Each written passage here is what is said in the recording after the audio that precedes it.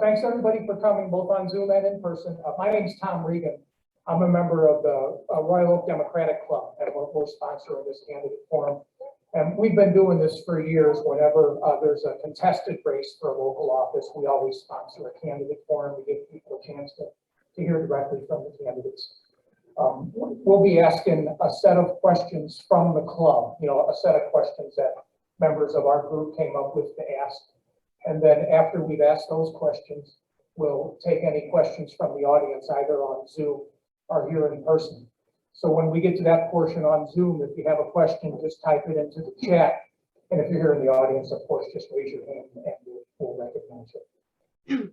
The way we'll do it is these are the three candidates for the school board here in person and then one on Zoom. The reason Lauren's on Zoom is she caught COVID, and obviously she didn't want to come and share that with us, so she's going to participate in the forum from Zoom. We had each candidate pull a number out of a hat, so for the order in which they'll answer questions, and then each question will switch that, so each candidate has a chance to go first. So we'll go ahead and get started. So I'm going to let each candidate introduce themselves by name, so that I don't have to spend time doing that. But the first question is really simple. Why do you want to be a Royal Oak School Board trustee? And Lauren Jasinski, please go ahead, and we'll keep this to 2 minutes. If you don't need the whole 2 minutes, you don't have to take it, but we'll limit the answer of this question to 2 minutes. And Lauren, please go ahead. Hi, everyone. I'm Lauren Jasinski. Some of you do know me as the chair of the club, but it's really fun to be here in the role as a candidate finally today. Is volume okay? Can people in the room hear me? Yeah, all right, good. Thanks for doing this and thanks for being here on a great Saturday morning. So why do I want to be a trustee? I've dedicated so much of my energy and time to public education. I've been a teacher for 10 years. At both the middle school and the high school level.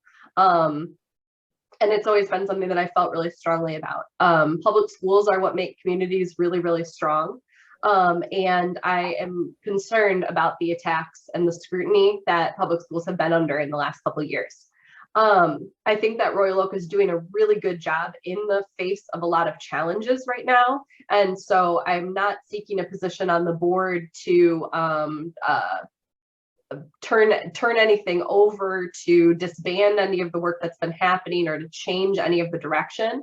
I'm really, really proud of some of the forward thought and the progress that Royal Oak has been making. And I think that this is an opportunity for us as a community and as a district to make some decisions that are really forward thinking, instead of needing to have some of these cultural and political fights that we see surrounding us. And so I think that I just see a big, an opportunity to serve public schools in a very different way than I have in the classroom in the last couple of years. I think that I can bring a different amount of insight and expertise to the board, having an education background. Something that's really interesting about schools is that because people went to school, everyone kind of assumes that they know what it's like. I think that knowing the day-to-day challenges that teachers and students are currently faced with will help me bring a lot of insight to decisions on the board. Okay, thank you, Lauren. This is Deb Anderson. Why do you want to be a Royal Oak School Board trustee? Well, first of all, I want to thank the Royal Oak Area Democratic Club and for hosting the forum today, and for everybody who's here on Zoom or in the audience. I appreciate the interest in the school district. So as someone with deep roots in the community, I've always felt the need to give back. And as someone who's been on the board for a long time, I think I bring institutional knowledge and commitment and experience, frankly, to my reelection campaign and my reelection. But also as a mom of 2 daughters who got a great education in Royal Oak, I want to make sure that the families in Royal Oak continue to receive that same kind of great education. I've worked with some great board members in the past, working with great board members now. And so I just want to say that I appreciate all the experiences I've had in the past many years. But I've been energized in the past couple years by new viewpoints and new fresh viewpoints. So I'm excited that we're having long-range planning starting this fall. I hope all of you will engage in the process with us. But I'm also hope to be on the board to help implement those ideas that come out of that. And the other last thing I want to just mention, it doesn't have anything to do with any of us up here. It has to do with the district. We have a building and site sinking fund renewal on the ballot as well as our elections, and it's vital to our district's success. It helps us with building maintenance and infrastructure, and now we can add technology to that. So make sure you turn over the ballot and check out the school issues as well. Thank you. Thank you, Deb Anderson. Michelle Cook, why do you want to be a Royal Oak School Board trustee? I'd also like to start by thanking the Royal Oak Area Democratic Club for hosting this forum. I want to thank all of you in the audience at here and at home for taking an interest in this election and in the school district. I am a teacher. I have taught for the past, this is my 25th year teaching in a different school district. So I have a lot of knowledge that I've gained over the years about how schools are run and how the issues that affect the classroom. So I would want to bring my knowledge to the school board, my perspective. I think that would be a useful perspective to have on the board. I also was the local union president of my teachers union for over 10 years. And in that role, I did work with the administration with budgets and things during our negotiations to see exactly where dollars come from and how they are used and how they can be targeted to have the best effect for our students. I'm also a mother of a child who just got done with elementary school and is starting at Royal Oak Middle School. I have found the schools to be wonderfully supportive of my son, and I want to help contribute to continuing that sort of support for all of the children of Royal Oak schools.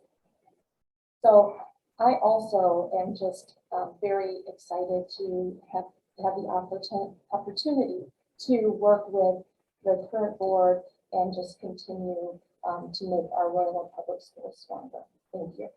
Okay, thank you, Michelle Cook. And then Charlie Thompson, why do you want to be a Royal Oak School Board trustee? Hi, I'm Charlie Gandy-Thompson.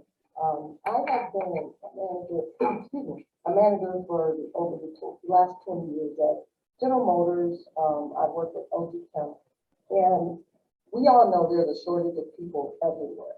And so when we're trying to hire, we find it very difficult to find qualified people. So I want to make sure that the Royal Oak School Board has, or the Royal Oak School students have competitive curriculum, and to ensure that when they're going into the world, they can go to college, trade school, or whatever their heart desire, but they're ready for it. My role is different because I've been tutoring probably since I was 18 years old. I have always had a summer program for students to kind of bridge the gap between during the summertime. But my whole thing is to make sure from a corporate organization that students are ready for whatever they want to do. Thank you. Thank you, Charlie Thompson. Okay, the next question, this is more brief, just a 60-second question, but it'll be, what experience do you have in public education? And by experience, I mean as a student, as the parent of a student, as a staff person, or as a volunteer. So that'll be the next question. What experience do you have in public education? Just for a minute, 60 seconds, if you could just touch on your experience. Then the order will go in will be Deb, Michelle, Charlie, and Lauren. So Deb Anderson, in 60 seconds, what experience do you have in public education? Well, both my kids went through Royal Oak schools. Like I said, they got a great education here. So I was a volunteer at the PTA for a long, long time. PTA secretary, president, volunteer on a lot of committees, enjoyed every minute of it.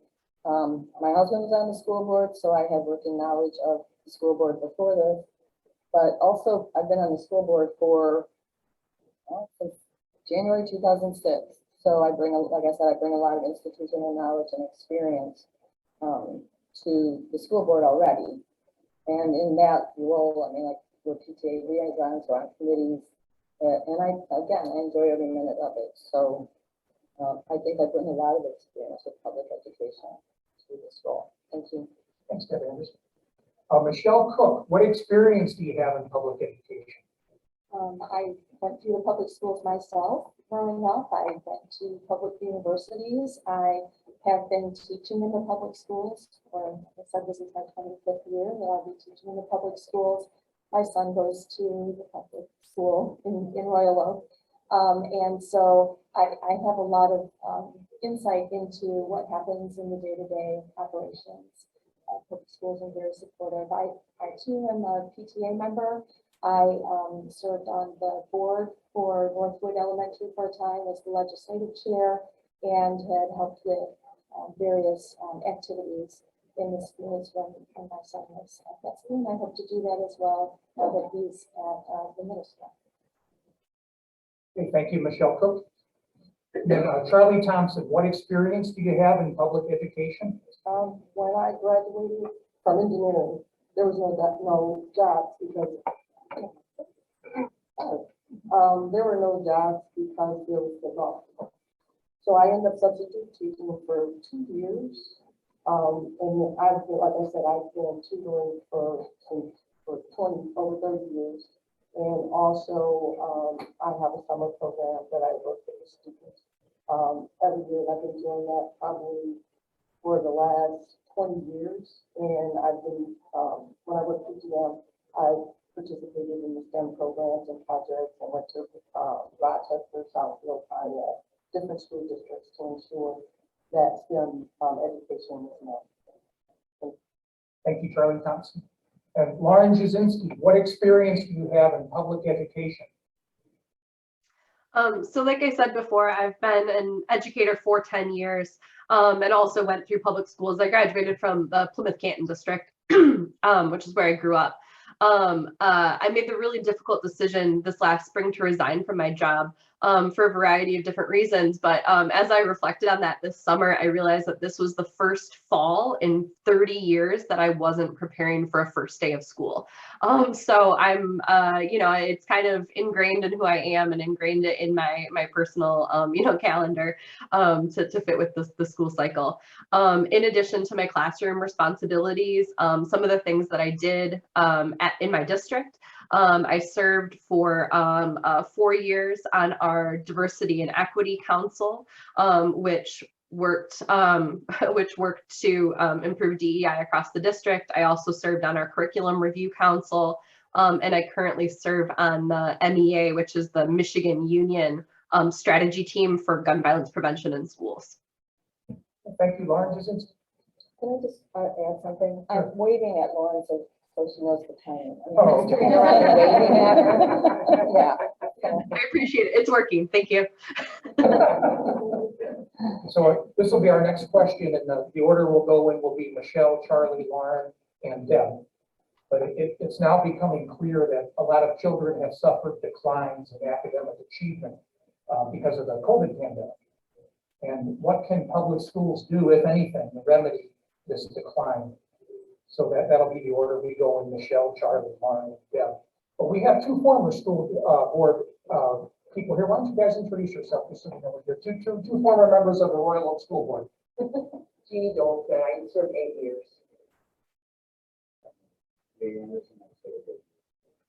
Both of them completed an 8-year sentence on the Royal Oak School Board. So again, it's becoming clear that many children have suffered declines in academic achievement because of the COVID pandemic. And what, if anything, can we do to remedy this decline? Michelle Cook. Timing? Oh, I'm sorry, 90 seconds, pardon me. Thank you. So the good news is that there is an incredible amount of funding that has been directed at school districts at the federal and state level to help with this very important issue. I have seen this firsthand in my classroom. Students coming in to my classroom, having a lot of struggles, and I think that the school district can target those dollars to help with tutoring, to help with emotional well-being and other things. And I think that it's really important that we involve all stakeholders to wrap our arms around our students and help get them where they need to go. Thanks, Michelle Cook. Charlie Thompson, it's now becoming clear that many children suffered declines in academic achievement because of the pandemic. Is there anything public schools can do to remedy that? Charlie Thompson. Yes, I know there's tons of programs. There are tons of programs that are out there, and I think the best thing is to extend the school year. And I know people don't want to hear that, but in order for the kids to catch up with COVID, you're going to have to extend the school year from maybe off a month and then go to school kind of all year round. And I think that would help kind of close the gap, because until we have, you're rushing teachers, everyone's trying to keep up with their curriculum. And at the end of the day, we still have their standardized tests that have to be made and type taken. And I think that if you extend the school year, that would help the kids catch up and give them time to not rush them through the process. Thank you, Charlie Thompson. Lauren Jasinski, it's now becoming clear that many children suffered declines in academic achievement because of the pandemic. What, if anything, can public schools do to remedy that? Lauren Jasinski. I think that there are two main things. One, I hope that as terrible as this pandemic has been, obviously we're still dealing with it because that's why I'm not there with you in person. But I hope that one of the takeaways that we can get from this is that we can be a little bit creative with education. We've done things the same for so long that I think that if we can leverage technology and leverage some of these different opportunities, we can begin to think about classes a little bit differently, right? That the timing of classes might look different, the frequency of classes might look different. And I think that we should be open to those opportunities rather than trying to get back to a schedule that was already outdated anyways. The second thing that I think that we need to emphasize, like Michelle said, with some of this funding that's coming our way, really is staff and student mental health, that we need to make sure that we are checking in with people, that we're having programs that are proactive, and that we have training for staff that's trauma informed, because I worry about us just returning to buildings and acting like all of this didn't happen to us when it really does have pretty great consequences. Thank you, Lauren Jasinski. Deb Anderson, it's now becoming clear that many children suffered declines in academic achievement because of the COVID pandemic. And what, if anything, can public schools do to remedy that? Deb Anderson. So Royal Oak schools were already doing a lot toward that. I think the philosophy is meeting the kids where they are. This is not just a Royal Oak problem. This is a statewide and national problem. I think a lot of us saw the New York Times article a couple weeks ago addressing this. But so we've had summer school for the past 2 years. We're going to have summer school again this year, and it's been free. And also after school tutoring, after school programming. We've added teaching coaches in the elementaries, and we're actually really grateful. The state came up with a great budget with extra categoricals to address some of these issues. And the county has also been a great partner with us on many things, because I think, in addition to learning loss, we need to address student mental health issues. So I think that Royal Oak Schools is already using the funding wisely and making plans to continue to use the funds wisely. Thank you, Deb Anderson. And now our next question will be, there's some critics of public education now. They're using phrases like CRT and grooming. And these critics claim we need new laws to restrain public schools from, quote, indoctrinating our children to feel, quote, white guilt or to become homosexuals or transsexuals. And it sounds ridiculous to say it, but that is what our critics are saying right now. Do these critics have a valid point? Why or why not? And then the order will answer will be Charlie, Lauren, Deb, and Michelle. But I don't know if we had a volunteer, there are some cups back there. If someone could give Charlie a glass of water. And actually, I'm going to let you go second, Charlie, so you can have a chance to get a sip of water. We'll go Lauren, Deb, Michelle, and then Charlie. So these critics that say things about CRT and grooming, do they have a point? Lauren Jasinski. Timing? No. Oh, I'm sorry, 90 seconds. No is my answer. They don't have a point. But you did include why or why not, which is a good teacher tactic. I think that some of these things and some of these cultural conversations that are happening in schools do point to some larger cultural aspects of distrust happening around the country. And there is some reality to that, right? That if people are feeling like they can't trust our institutions, then that is something that we need to address and work on, which I do think is an important role that the school board can play in terms of repeatedly saying, you know, we support our teachers, we support the directions that we're going, we support the decisions that we're making, and we know that these things, you know, are correct. When it comes down to it, curriculum decisions need to be made by experts. And those are the people that have studied these things. These are the people that use these things in practice. So it's the classroom teachers, it's the coaches like Deb mentioned, it's the curriculum coordinators, the IB coordinators, because Royal Oak has a fantastic international baccalaureate program, that there are people, right? And we just need to be reminded, and the school board needs to continue to support a district that teachers are professionals and that staff members in a district are professionals, and that there are not ulterior motives to change people, but that we want to teach truth and facts, and that's our job. Thank you, Lauren Jasinski. Charlie Thompson, critics of public education are using phrases like CRT and grooming, accusing schools of grooming our students to feel white guilt or to become gay when they grow up. Do these critics have a valid point? Why or why not? Charlie Thompson. Yeah, I don't have to say no. I think that bias is just bias. We have to deal with and address with bias. Through my career, I have been always the only African-American woman engineer sitting in the room and manager. So I didn't feel threatened or intimidated. I had a great time at General Motors as a person of, you know, working in an environment. But we have to get back to people and understanding, like Lauren just said, there's no excuse.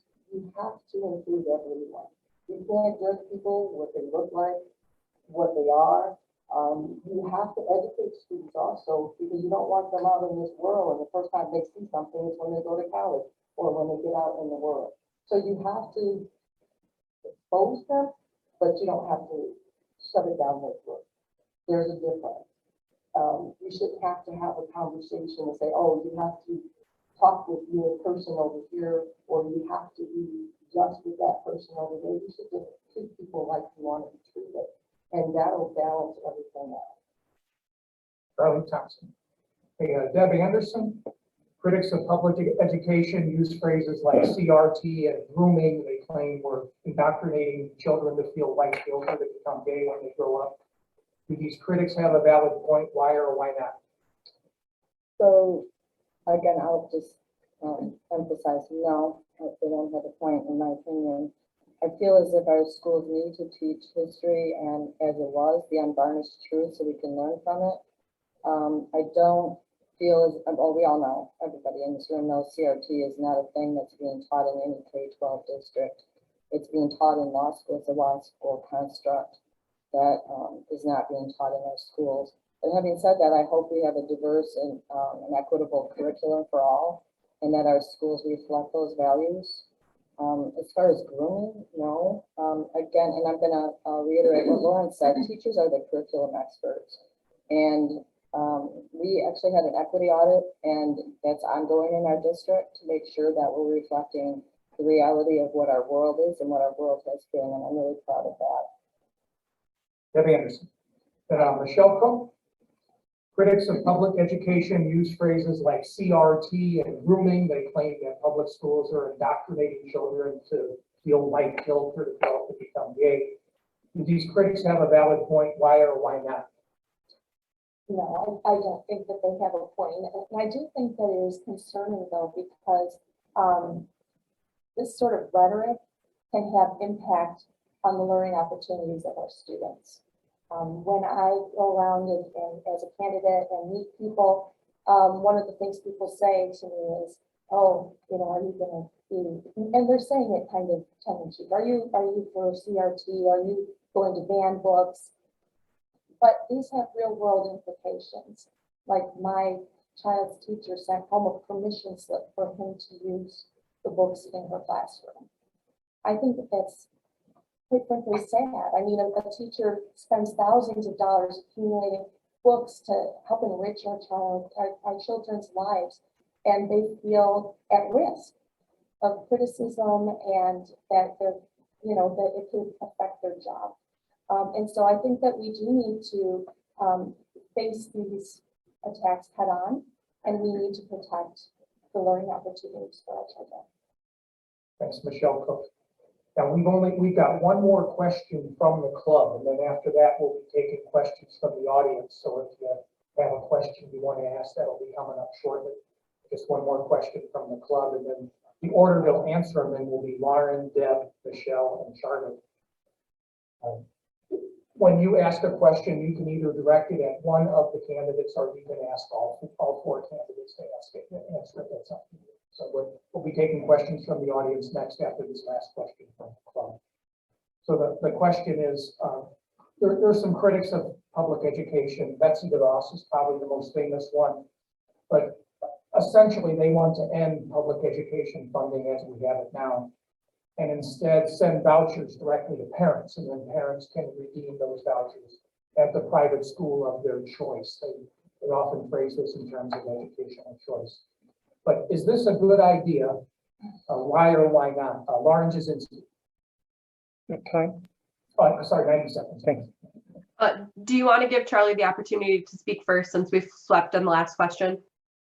Okay, yeah, we'll do that. But Charlie, why don't you go first? Is these vouchers redeemed at private schools, is that a good idea? Why or why not? The answer is no. You need public school. Everyone is not going to be able to afford private school. So you need public school to ensure that you have a collective environment, and you can service that community, not just a select few. Okay, thanks, Charlie. Then Lauren Jasinski, vouchers to replace public schools, is that a good idea? Why or why not?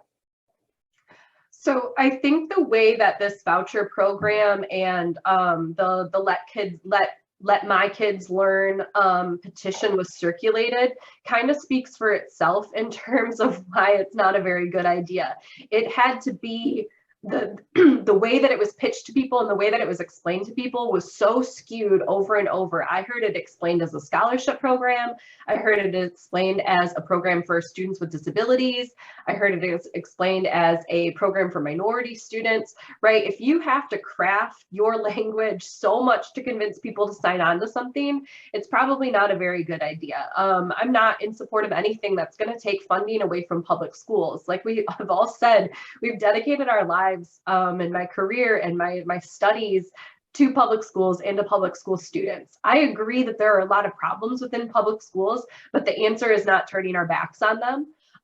And if these private schools and charter schools have such wonderful ideas, I would love to see that those ideas just incorporated into the public schools, into the systems that we have, into the resources that we have, rather than further dividing and separating out our students.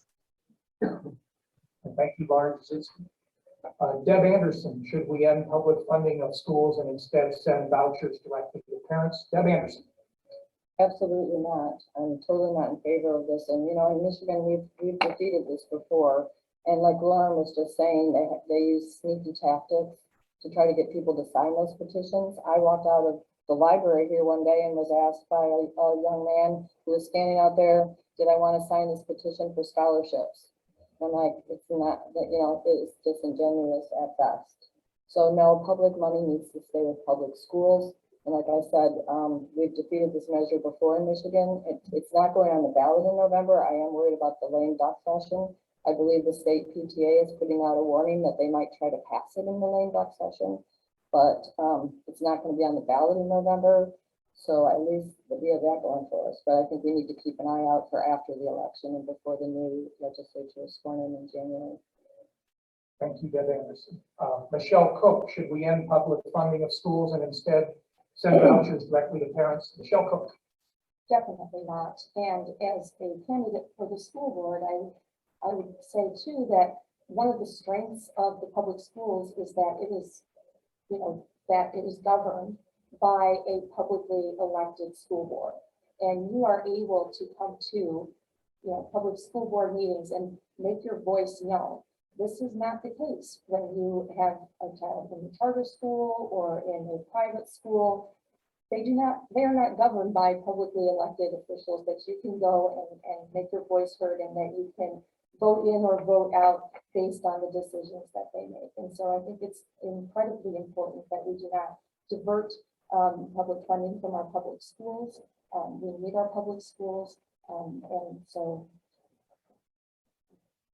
Thanks, Michelle Cook. Now, that was all the questions we had from the club, and now we'll open it up to take questions from the audience. If you're on Zoom, if you could, and you have a question, if you could just type it into the chat. And then if you're here in person, you want to ask a question, just raise your hand. But you don't have to introduce yourself, but if you would introduce yourself, we'd appreciate it. And just go ahead with your question. And you can either direct it to all four candidates or to an individual candidate. Up to you. Yes, ma'am, go ahead. Good morning. Thank you for hosting us. Thanks for the candidates for coming. My name is Deb Anderson, and I'm the mother of a second grader at Northwood Elementary School. I'd love to hear from all four candidates on what they would say to parents who are struggling with getting their kids to and from school because there isn't any school bus service. Could the people on I'm Zoom hear gonna that? repeat that just so people on Zoom can hear it. But the question was, is there anything that the school district could do to help kids get to school because of the lack of, there's no school buses in Royal Oak? And we'll answer, the order we'll answer it in is Deb, Michelle, Charlie, and Lauren. So Deb Anderson. Let's make it 60 seconds. Okay. 60 seconds to talk about busing. You need more time? Well, I mean, it's a good question, and I Let's appreciate. make it 90 seconds. Okay, it's a good question. I appreciate the question. We did have busing for a few years right after we consolidated. I was part of the board that actually had to vote when we ended busing. It was a tough decision for me because I live in the very south end of Royal Oak, so I understood the problems. The legislature had cut $470 per pupil in October. Our fiscal year, it started in July, and we cut it for a lot of reasons. So a few of those reasons, besides the fact that we saved hundreds of thousands of dollars that we had to save somehow, we wanted to keep the cuts out of the classrooms. The other problems were that the schools had to start, for instance, Royal Oak High School is starting about 7:20 in the morning. Some kids were out at bus stops at 6:30 in the morning to ride practically an hour to get to school on time. We had very low ridership. There are a lot of students who are excluded due to the fact that they live within, a mile and a quarter of the schools. And if you're not going to your home school, you were excluded. And if you were schools of choice, you were excluded. So we would sometimes have buses with maybe 4 students coming home on them. But the other thing that's come up in the last few years is the state has a new law that if we start busing now, we would also have to bus private and parochial students to their schools. And so I'm going to have to wrap up, but if you want to talk to me more about it, let me know. Thanks, Deb Anderson. Michelle Cook, school buses. I can respect the reasons that the school board in the past had to stop the school busing because of the drastic cuts. I was a teacher at that time, and I can tell you, class sizes in some districts went way up. Teacher salaries were cut. I think that there were no good options, and so I can understand why that would have been something that was on the table, because frankly, everything was on the table at that point. I do believe that it is something that we should look at again. I think that it is a difficult issue, but just because it's a difficult issue is not something we should shy away from. It does impact families, and I think that it is a question of equity. And especially as we're talking about trying to help our families and our students recover from the pandemic, we know that attendance is an important issue. And so it's something that I would like to look at, but I do feel like it has to be looked at in the broader context of the budget and what trade-offs might have to happen. Michelle Cook. Charlie Thompson, school buses. Charlie. Yes, I think During that time, my daughter was in junior high. And it's good that I live in, in proximity of Roanoke High School and the junior high, so it wasn't a problem with busing. But as you said, I think that there has to be a balance. That was a long time ago. So we need to look at it again. And also, my daughter used to go to the Boys and Girls Club. So when she got out of school, she would get on the bus and go to the Boys and Girls Club, and that helped me a lot because that means I could pick her up at 6 o'clock when I got off work. So there are some balances that need to happen with the buses, but you also, from a private standpoint or from a private school, you drop your kids off.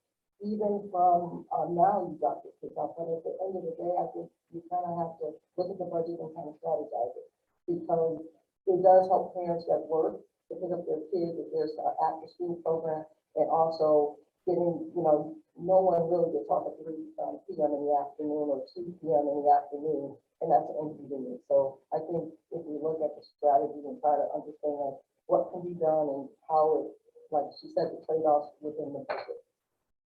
Thank you, Charlie Thompson. Lauren Jasinski, school buses. I agree with Michelle that I do think this comes down to an equity issue that concerns me. I think that because of the pandemic, so many of our families' work schedules and lives have changed in the last few years. I think that it is an important thing for us to examine really closely. I think something that might help kind of early on maybe are some public surveys and some research into who would plan on using the services, what maybe some of the solutions could be. Again, I think that this is maybe another opportunity to be a little bit creative. It wouldn't have to look exactly like a traditional busing system, but I would hope that it's maybe something we could investigate because I do think it's too bad that this is something that we had to give up. I understand the reasons that we did, that it was largely a financial decision, but I don't want to rely on data from 12 years ago to continue making decisions. And so, yeah, I think that this is something that we need to continue taking a look at. Thank you, Lauren. So we're taking questions from the audience now. If you have a question in here in person, just go ahead and raise your hand. And if you're on Zoom, if you could type the question into the chat, and then Lisa could alert me that there's a question from Zoom. Are there any questions from the audience? Yes, ma'am. I'm Sarah Culpepper. I'm doing in the district of both my kids really covered and love it. Over the last couple of years, we saw a lot of turnover, part of from COVID, part of from other reasons. I'm wondering what you guys, if you are out there, what your plan is to ensure that when we are bringing in these candidates, that they are high quality candidates, that they are receiving a mentoring they need to be really good teachers, really good support staff, and what you're going to do to retain the staff that we have. Because we have a lot of Thanks, sir. So the order we'll answer is Michelle, Charlie, Lauren, and Deb Anderson. So Michelle, can you repeat the question? It's really hard to hear. Yeah, the question was, how can we retain good teachers, recruit and retain good teachers? Michelle Cook, what can the school board do anything to get the district to recruit and retain good teachers? Let's make it 90 seconds. Thank you for this question because this is a top priority that I would like to work on if I'm elected to the school board. As I've mentioned, I am a teacher and I've seen how morale in these tough times has gone down. And it is really difficult to retain teachers and attract teachers. I've said, if somebody's looking for a teaching job, they'll find it.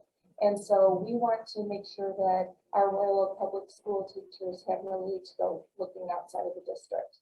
I think that when you brought up mentoring, I think that's really incredibly important. I would like to look at, what are the policies and procedures that are in place right now, because I know that in the district that I work in, the mentoring program was not strong. It was something that I worked on as union president to try to put some policies in place to make sure that teachers were getting the support that they needed, and that mentors were, quite frankly, being compensated for all of the things that they were doing to help those teachers to become, to get acclimated to the schools and to be able to do the work. I think that a lot of people look at compensation, and that's important, but I think that it's also important to look at the climate, and the culture in the schools and how our teachers support it, and how are they given agency in their jobs. Thank you, Michelle Cook. Charlie Thompson, what can the district do to recruit and retain good teachers? Charlie Thompson. Okay. Retention is very interesting. Most people, most teachers or employees will stay at a company or stay at a school district if they are happy with it. If they are treated with respect, and if they're compensated appropriately. So we need to make sure from a school board that, first of all, we make sure you have the qualified teachers. And whatever those metrics are to get to those qualified teachers, that will help you with your retention. Because unless you have a metric and you have a satisfied organization, you're not going to have retention. It is very difficult to keep someone at anywhere if they're not comfortable. And then there's sometimes where people need to move on and they've been there too long. So you have to have a balance, you have to have some metrics, and you have to put that in place so that you understand if you're retaining the qualified people. And just because people think some people are qualified doesn't mean that they are. So just need to make sure that you have the proper metrics in place to ensure that we have qualified people. Thank you, Charlie Thompson. Lauren Jasinski, what does the district need to do to recruit and retain good teachers? Lauren Jasinski. Good. So teacher retention is about a lot more than just like buying your staff lunch, during Teacher Appreciation Week, that there are some really larger systemic things that I want to make sure the board is communicating with the unions regularly and their teaching staff to find out maybe what some of those concerns are. So I think communication is really a number one thing. Again, I think that we can I think that we can think about some of these things a little bit differently.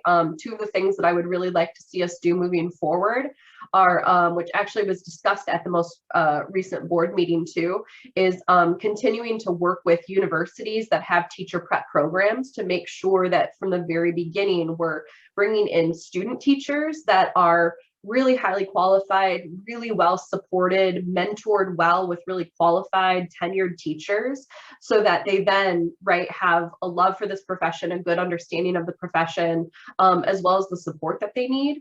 And then to hopefully, student teaching in a district is like the best possible job experience and interview that somebody could possibly do. So if we can, whatever we can do as a district to then hang on to our student teachers, I think is huge. There's also some talk, I'll be quick with this last idea. There's also some talk right now about schools beginning to have teacher prep or teacher apprentice programs, even from the high school level, so that people are exposed to education as a career early on, which I think is really interesting. Thank you, Lauren Jasinski. And then Deb Anderson's going to answer, and then after that, we'll take another question from the audience. So, Deb Anderson, what can we do to recruit and retain good teachers? Well, right now we're, did we talk about mentors and mentees, because we have that program as well? I think we addressed that, or I think our questioner asked that. We have the mentor-mentee program in place already, and I think it's very effective and it's a great idea. As far as attracting and retaining teachers, I think a fair contract is important. I think the respect that the teachers deserve for their expertise is important. I mean, this is not a state problem, not a Royal Oak problem. This is nationwide. This is happening all over. So everybody is looking for all the teachers and that we can get who are qualified, and that's what we have in Royal Oak. We, our staff goes out, our HR department goes out and does do the university visits. And I know our DEI coordinator, Dr. Kim Martin, has also reaches out to her network of people. But I think that the other great thing that we talked about at the most recent board meeting is the emphasis on trying to hire in our student teachers as they're becoming regular classroom teachers. I believe that there's 5 teachers that we were able to hire this year who have been student teachers, and I'm really proud of that. Thank you, Deb Anderson. Tom, I think that everyone can see the comments in the chat. I don't know if you want to read them or not. They're more comments than questions. Well, if anybody has a question on Zoom, if you could type in the chat that you have a question, and then we'll let you ask it yourself.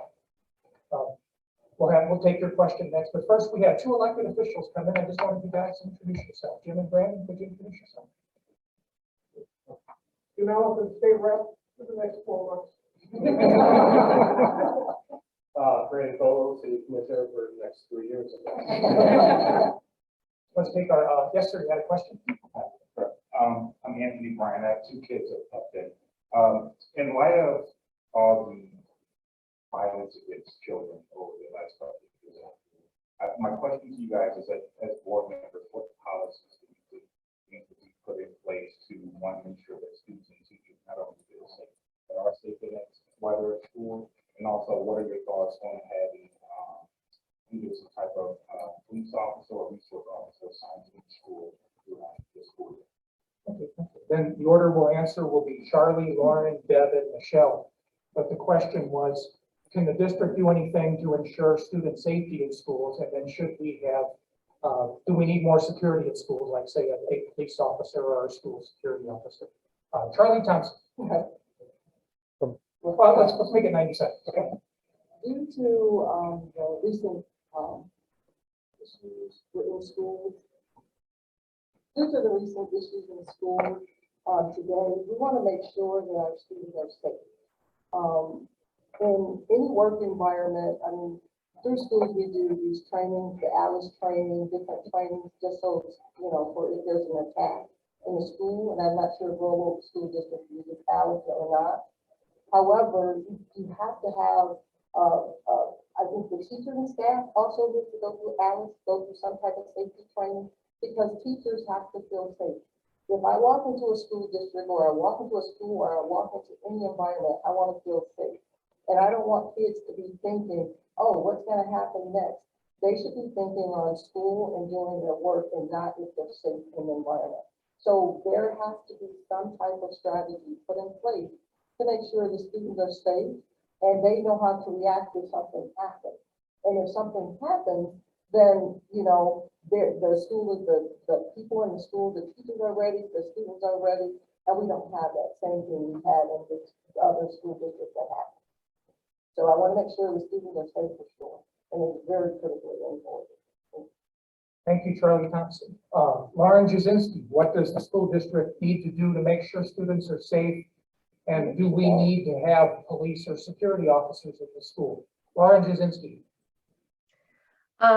So those of you who know me know that this is obviously a very personal. This has always been an important question, but it's even more deeply personal to me as of late. I was a teacher at Oxford High School in November and was present during the school shooting.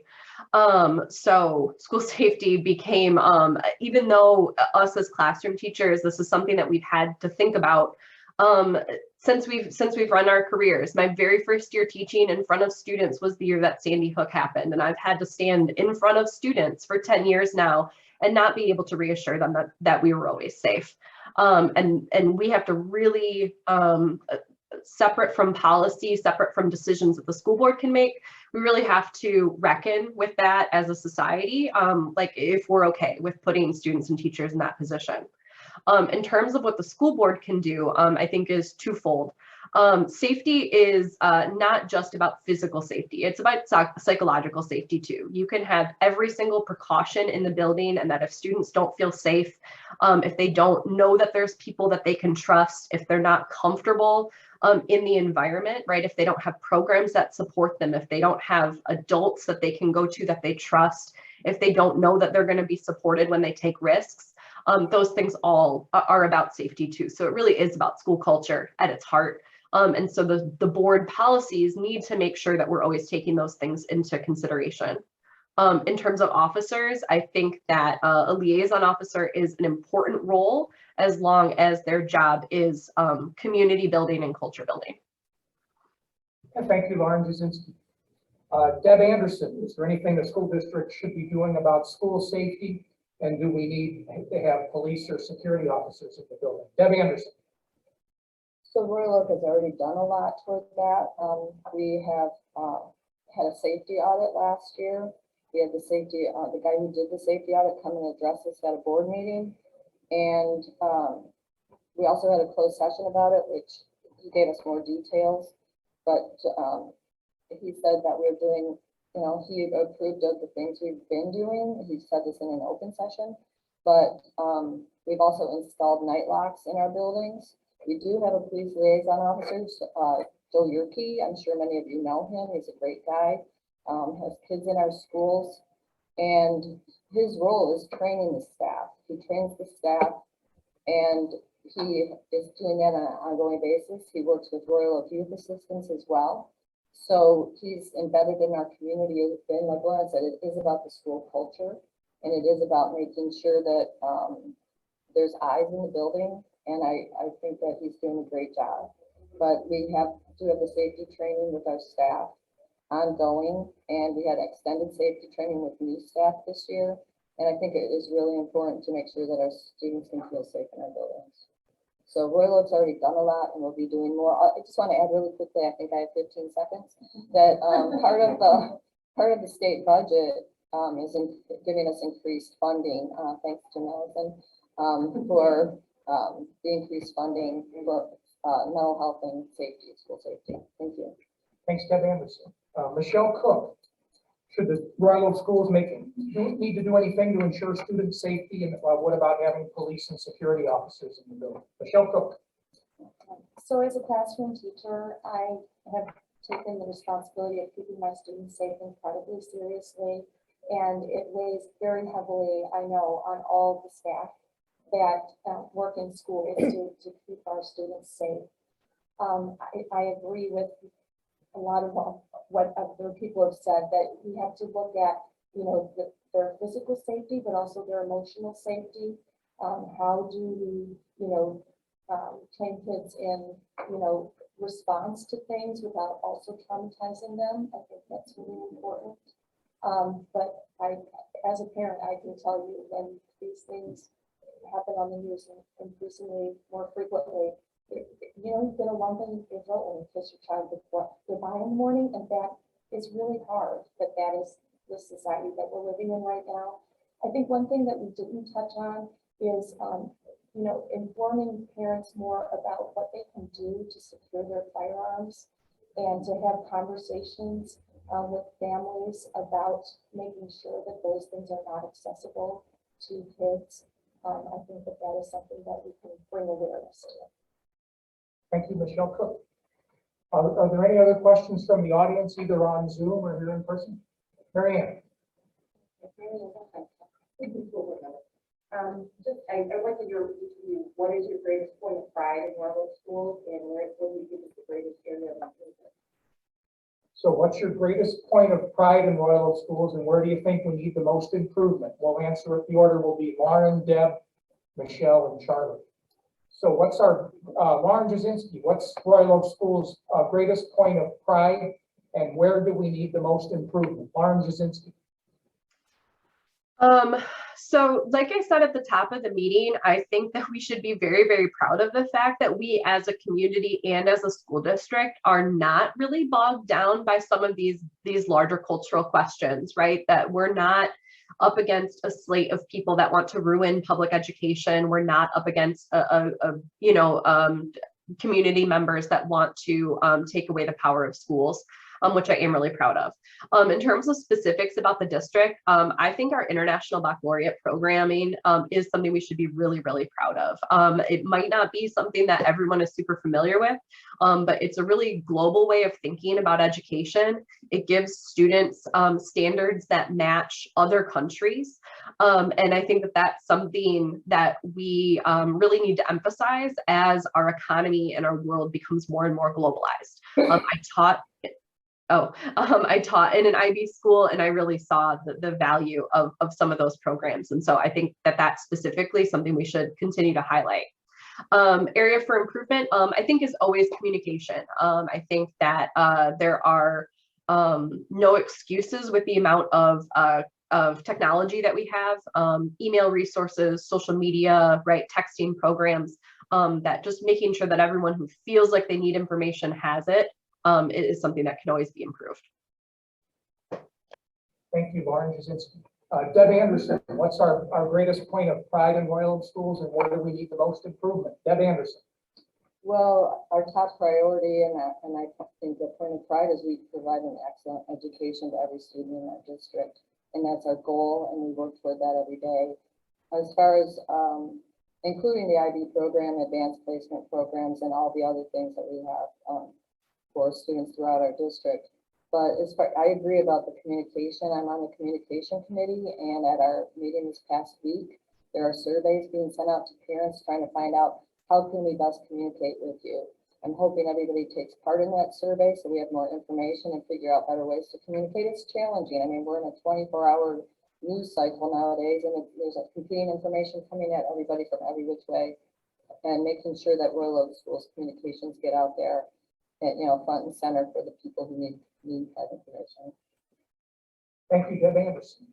Michelle Cook, what's our greatest point of pride in the district and where do we need the most improvement? Michelle Cook.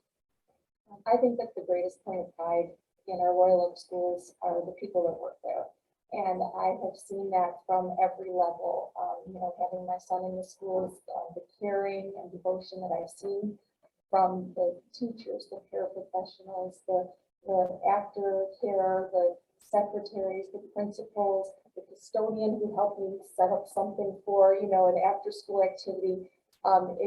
It really shows the pride that they take in the schools and the dedication they have to our students. A thing that I think we could work on is just making sure that we, you know, have all of those voices very much involved in any sort of, you know, district decisions, making sure that, you know, when we have, and I'm not saying that it's not something that's already happening, but just to make sure that all stakeholders have, feel that they can make their voices heard in district decisions, and just trying as a district to facilitate that and make people feel that their point of view is valued and is needed. Thank you, Michelle Cook. Charlie Thompson, what's our greatest point of pride in the school district and where do we need the most improvement? Charlie Thompson. The greatest is the graduation rate is at 10% in the district. However, that's the greatest. And I think it's very critically important that that graduation rate stay in 10% because that makes it very competitive from a standpoint of in the industry, in college, in any role a student wants to go into. I think that also our buildings, I mean, I've been in Royal Oak for 20 years now. And so Royal Oak High has,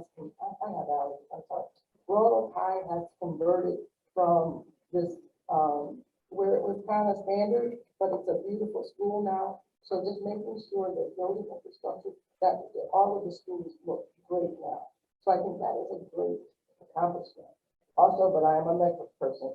I want to make sure that our overall district, we're at 20% because of reading and math. So we need to put emphasis on those areas to make sure that we get into the 10%. Thank you, Charlie Thompson. Tom, there is a question on the Zoom. Can we, Okay, Lisa? once let the person go ahead and ask it, just go ahead and give me the speaker. Lisa, do you want to unmute? I sure will. Hi, everyone. Can you hear me? That's a yes. Okay, so people shaking their heads. All right.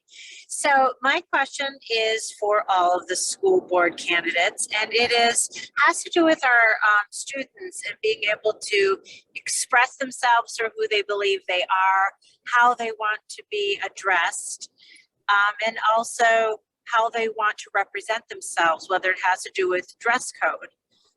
So my question to you is, how do you feel about that, about self-expression of students and them being able to be their true authentic selves, even if the parents aren't 100% on board? Okay, so the order will answer that will be, Lisa Haynes is the school board trustee herself. So thanks for joining us, Lisa. The order to answer this will be Deb, Michelle, Charlie, and Lauren. But Deb Anderson, what about allowing for student self-expression, authentic selves, and even if their parents might not agree with the way the student wants to express themselves, how should the school district treat this issue? Deb Anderson. Well, I feel that every student needs to feel valued and included as their authentic selves in our buildings. I feel that that is just a core value of our district. And so and as far as the dress code, the school board spent a lot of time on dress code and the code of conduct, and we were very proud of the outcome of those. There's been a little confusion in the first week and a half, 2 weeks of school. I believe that's going to be cleared up, but our dress code is to ensure that all students can learn and again, as their authentic selves. No hurtful messages, no violent messages, no messages about drugs or alcohol, but to allow students to express themselves through their clothing in a way that reflects who they are, and without shaming of any sort. And so that is what we worked really hard on. I was proud of the document that came out of that, and I believe that message will be heard loud and clear throughout the school year. Thank you, Deb Anderson. Michelle Cook, your thoughts on school district allowing for students self-expression, to be their authentic selves, the school dress code, and situations where parents might not agree with what the student wants to express. Michelle Cook. I think it's incredibly important to support our students and to have them come into a supportive environment where they feel comfortable being themselves. Specifically on the dress code, I want kids to come to school and I want them to be in school to learn, and I don't want them to be excluded because of what they're wearing. Specific to working with parents, I can say that I have a friend whose child is non-binary, and it's a very, it's something that is even for her to try and come to terms with, and how do I now work with my child and support my child. And I don't think that we should be at odds with parents. I think that we should be welcoming them into the school and talking with them about what their child is experiencing, and helping them to get information to them about, and resources to them to help them with what they're experiencing with their child. Thank you, Michelle Cook. Charlie Thompson, your thoughts on how the school district can make sure kids have a way to adequately engage in self-expression, their authentic selves, the school dress code, and situations where parents might not agree. Charlie Thompson. I agree with everything that was said on the panel. At the end of the day, students need to be able to express themselves. But at the same time, I think there has to be some guidelines of what you can wear and what you can't wear. Because students have some creative ideas of what dress is, including everyone. As Michelle said, I think it's more of a parent, bringing the parents in, providing that support to help parents, because some parents do struggle with it. And they're not even just struggling with the kids, they're struggling with how they feel about it. So I think it's the mental aspect of them understanding how that makes them feel, and how they need to understand that it's not them, or they failed that child. So I think that's more of an implication. But as far as the dress, there has to be some code, shorts, you can't be up your butt or anything, or short mini skirts where, make everybody, that makes the entire organization or school uncomfortable. So you just need to make sure that you have some guidelines in place. And most kids won't go past guidelines. They test it sometimes. But if you let them know in a courteous way, and maybe they're going through something, maybe they don't have anything else to wear. So you just need to make sure that you're communicating with the kids to understand what is truly going on. Thank you. Charlie Thompson. Lauren Jasinski, your thoughts on what the school district can do about student self-expression, the dress code, students being their authentic selves, and when parents might not agree with the way the students express themselves. Lauren Jasinski. This is a big question for 90 seconds. I think, I think at its heart, right, this comes back to a lot of things that we've already addressed, that this is really a safety question, right? Are schools a safe and welcoming place, and do students feel safe to express themselves? And it's a mental health question, right? That do we have the supports if someone is questioning their identity, if somebody is questioning their expression, do we have the supports to help that student? And do, you know, how is it that we're reacting to that? I think there's two separate things that we're getting at entirely. We've talked a little bit about dress code already, but I think specifically in terms of like a student identification, following this issue of pronouns and names used in classrooms. Since my experience comes from being a high school teacher, I think that there is a little bit of a different approach that I have, that I was always very, very comfortable and happy to call students by whatever name they preferred, whether it was a nickname, you know, an abbreviation of a given name, all different things like that. There's a huge variety of reasons other than gender or sexual expression for a student to go by a name that's different than their legal name. And we've always done that. And I worry that we've put so much focus on the identification part of it now that this is something that we've done. Thank you, Lauren Jasinski. Do we have any other questions either from the people on Zoom or here in person? Jeannie Dolson, go I have ahead. one. Jeannie Dolson, I'm a retired teacher librarian, public school teacher librarian. I'm very concerned with this new trend of banning books. And I'm wondering, number one, I would like to see, and I wondered your opinion, you would like, if a parent committee member complains about a book, wants to pull up the shelf, number one, should we be required to read it first? And should there be a process? I think there is a process, and I hope it's K-12, to have a book removed from a library for any reason, for reasons, I don't know. That's my question. What do you think about that? So the order will answer will be Michelle, Charlie, Lauren, and Deb Anderson. And the question is, when parents request that a certain book be banned, what should the process be? Michelle Cook. So I actually am a trustee on the Royal Oak Public Library Board. And so there is a process, you know, for patrons to say they have a concern about a book and for it to be reviewed. I don't know what process might be in place in the Royal Oak Public Schools right now for that. I do think that, like you said, oftentimes people are asking for these books to be banned and they haven't read them themselves. They've seen the cover art and it's upset them, or they've read the blurb.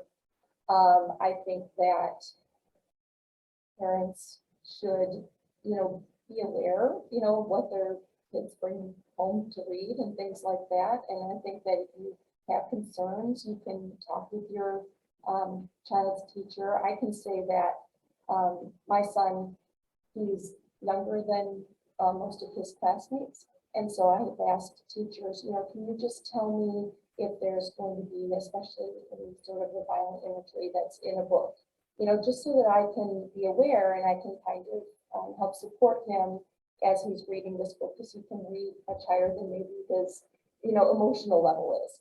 So I think there are various reasons that, you know, parents may be concerned about books, but I don't think that banning them is the answer. Michelle Cook. Charlie Thompson, how should the district react when a parent wants to ban a book? Should we have some kind of process, or what's your feelings on banning books? Charlie Thompson. As far as books and curriculum, I think the books and curriculum are set by the teachers, and making sure that the students, what they're teaching, they have a lesson plan. And if the parent is uncomfortable, the parent should, number one, I think they should read the book. And also, if they have any concerns, they should give those concerns to the teacher.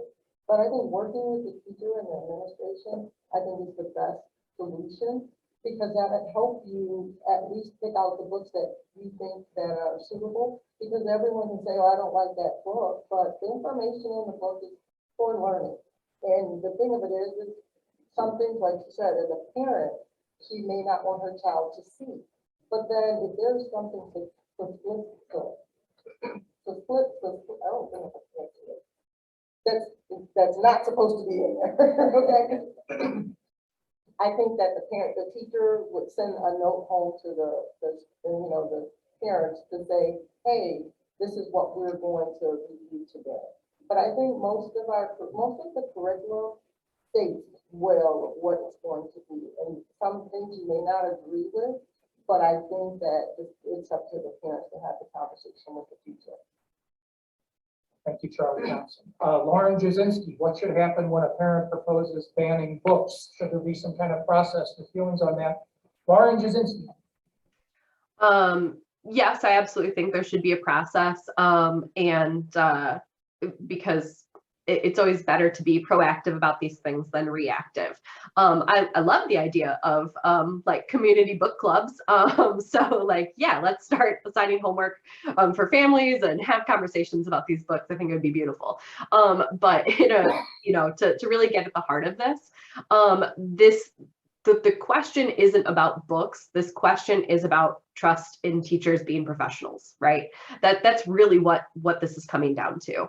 And that's the part about this that's really sad. Teachers do not assign content in a classroom to try and ruin a family. They don't try and mess with the students' lives. They don't try and change their students. That's not a goal of anybody's classroom. I think it's important that we remember, again, that teachers and curriculum experts are the professionals in these situations, and that we have to, as a district, support the idea that content and that curriculum is chosen thoughtfully and with a very discerning eye, right, and very purposefully. So if there are questions about those books, then that can definitely be brought to the board, but I think parents need to respect the fact that there's going to be a reasonable explanation as to why it was assigned.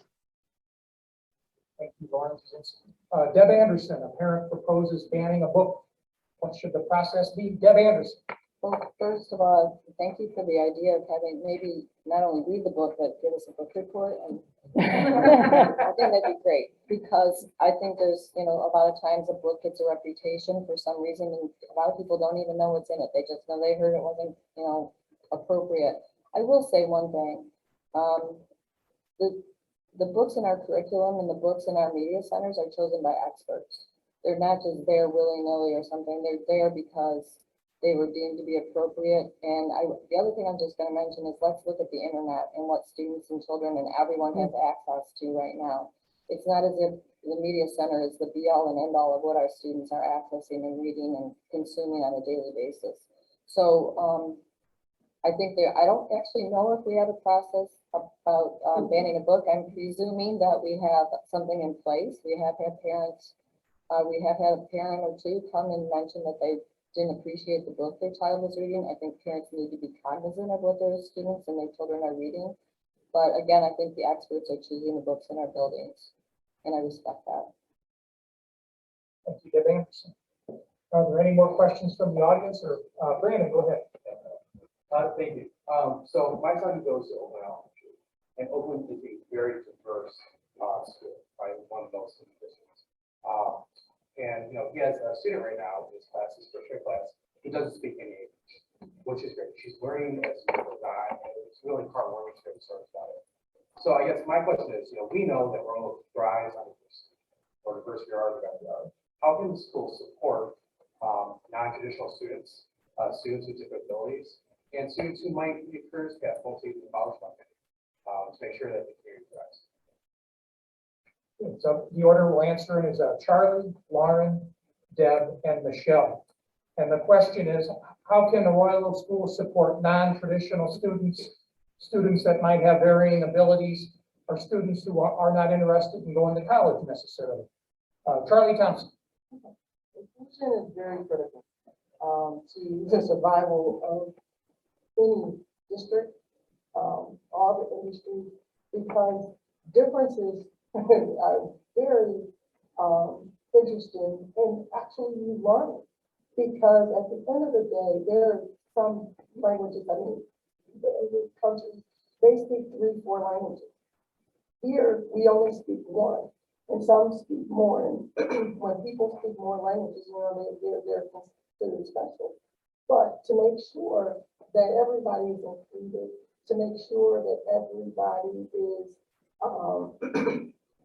part of the conversation, you have to kind of understand who people are, get to know them, understand, what is important to them. Say, for example, when my daughter was in elementary, basically they celebrated different religious activities for different countries. So, and it wasn't a big thing, they just brought in different food. So just kind of understanding what other people like, and understand and including those people. Just supporting non-traditional students, students of varying abilities, and students not necessarily interested in going to college. Students not interested in going to college, we need those students. Those students are what build our country. So, but what we need to make sure is those students are able and qualified to go out and build those things. So I think just because you go to college doesn't make you a better person than the person that doesn't. The thing of it is we just need to make sure our students are ready for whatever they want to do. Construction workers don't have to go to college, but I still need that construction worker to build my house, or that plumber. So at the end of the day, we need to include all careers, all people, and make sure our students are ready for that. And everybody's not going to be a doctor. Everybody's not going to be an engineer. I'm sorry, this is my question. It is, I mean, you have to include everyone, because at the end of the day, everybody is special and they have a special gift. And that helps people, that helps our world operate, because everybody is not going to be an engineer. Everybody's not good in math and science. So let's just make sure that we include everyone and we kind of understand different cultures. Thank you. Lauren Jasinski, what about non-traditional students, students of varying abilities, students not interested in going to college? Lauren Jasinski. Yeah, so this is a great question. And this is a huge opportunity for a district to lean into some of our other larger resources. Royal Oak is a really strong district, but we're also super fortunate to be part of a great ISD with Oakland schools. They offer an incredible early college program that we can partner with different universities to give students an opportunity to be dual enrolled so that they can take care of some tuition ahead of time.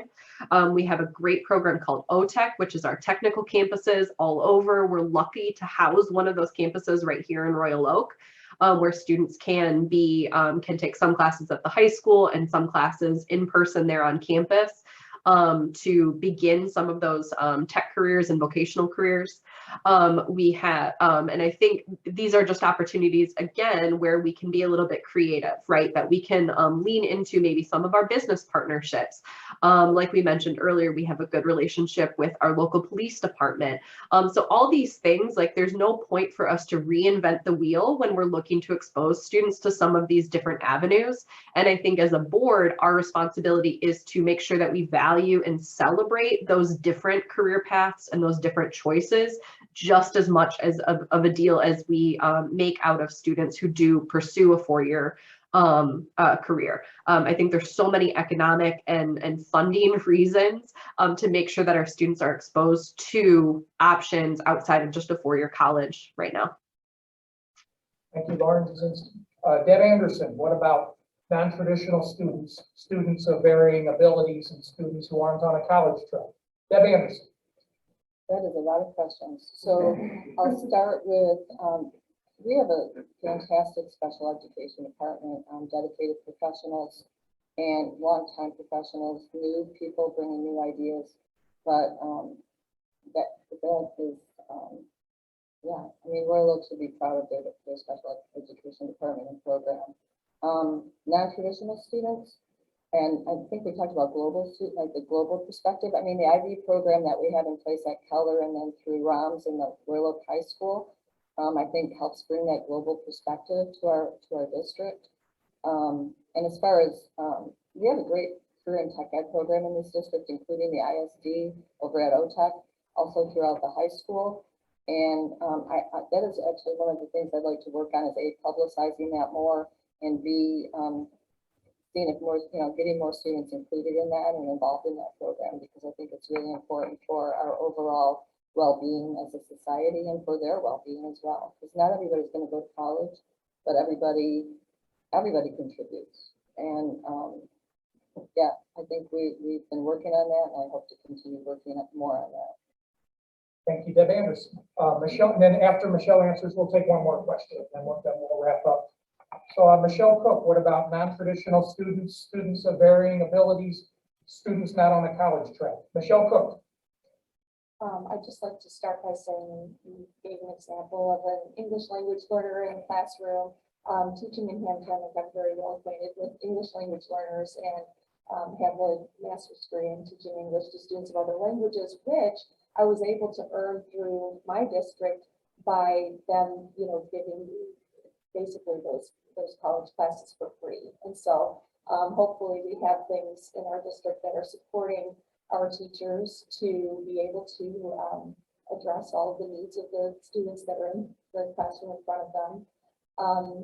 As far as talking about the student who is not going to go on to college, I think that, in our counseling offices, hopefully our counselors are directing students to apprenticeship programs. There are apprenticeship programs out there where the student can actually be earning a wage while they are learning, which I sure wish would have happened when I was a student teacher. Those are good paying jobs that can support them throughout their lives. So I think that we should definitely be supporting students in whichever path they're going to in the future. Thank you, Michelle Cook. Tom, I think we finished that question, right? Mhm. Yeah, I was informed that there was a question from Mickey. Are you still there, Mickey? And do you have a question?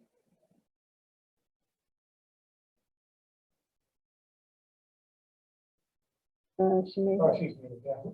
Would anybody here in the audience like to ask the final Okay, question? I'm still here. Can you hear me? You want to ask the question, Mickey? Well, it was about staffing, how much you're involved in like staffing and salary, and you hit a lot of it during the teacher retention thing.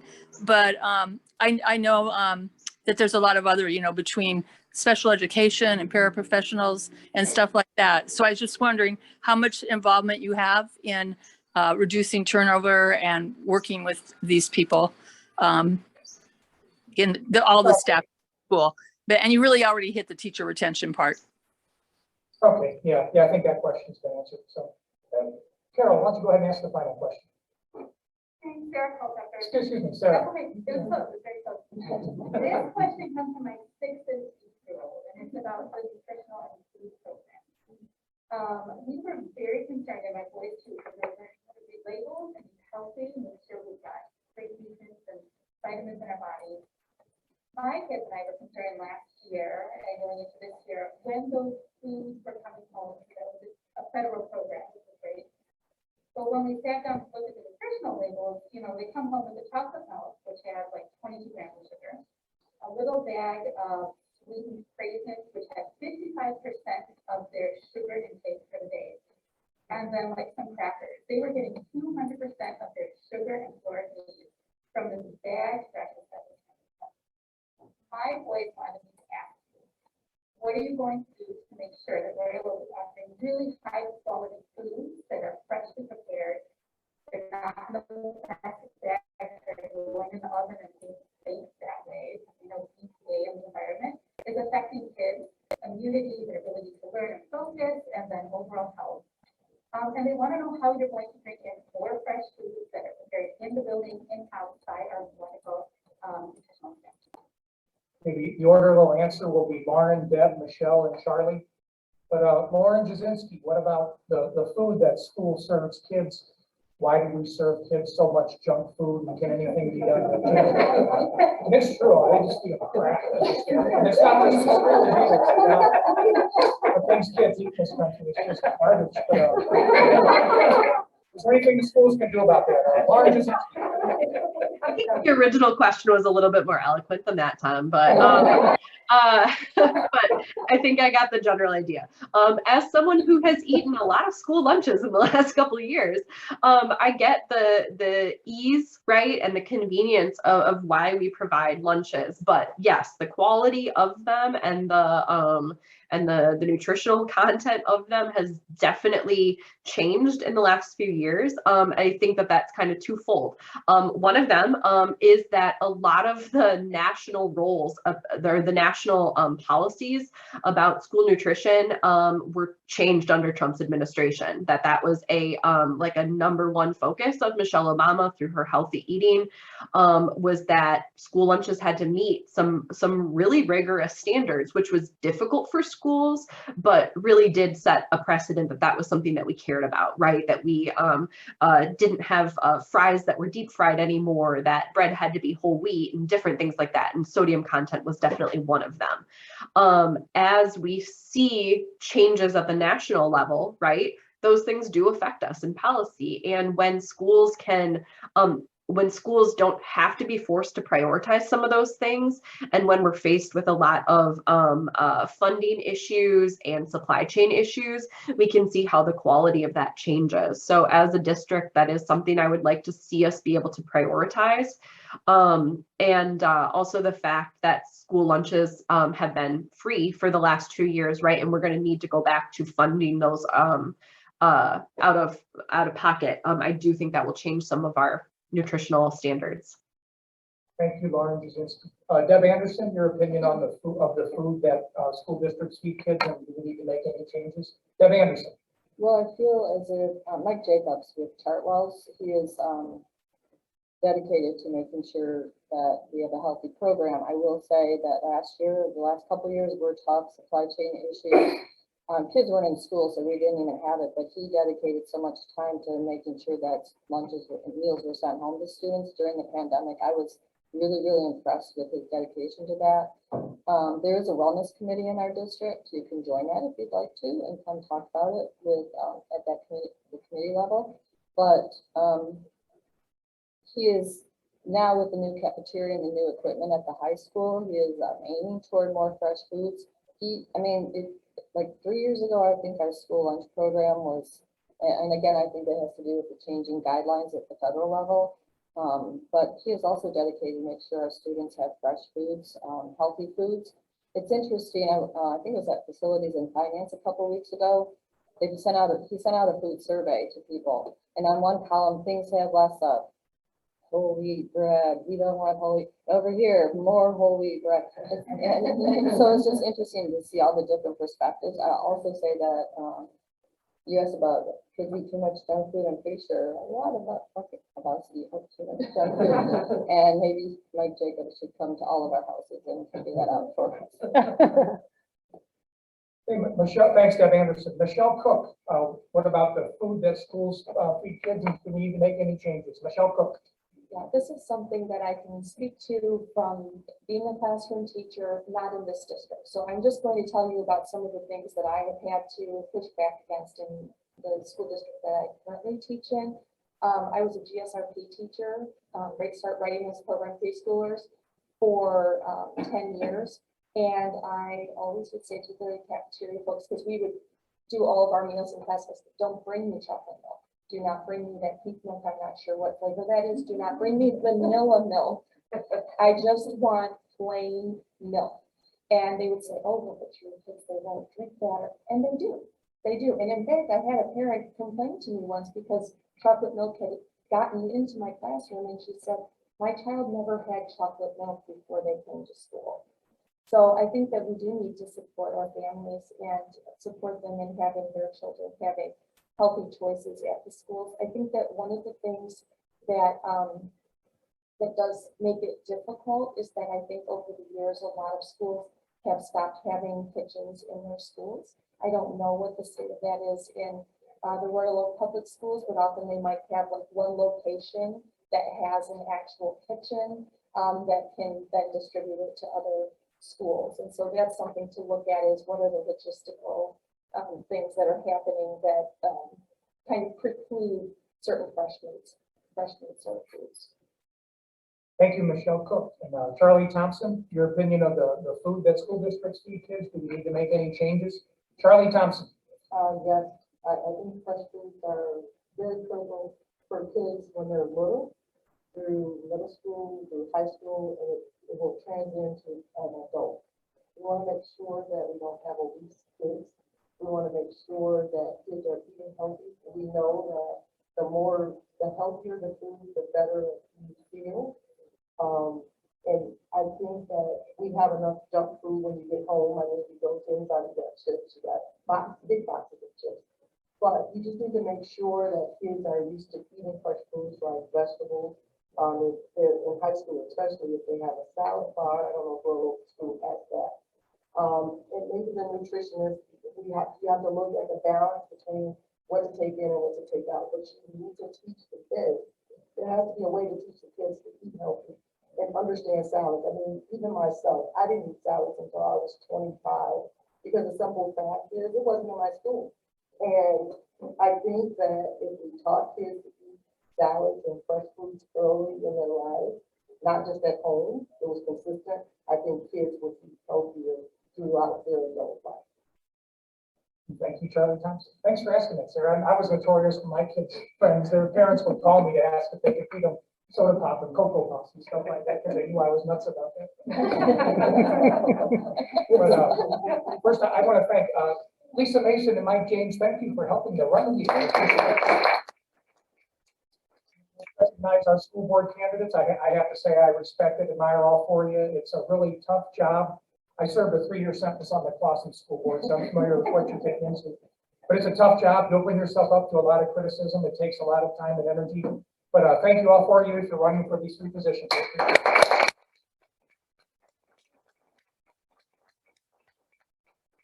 And then we're going to go ahead and adjourn the meeting right here. Thank everybody for coming. Thank you.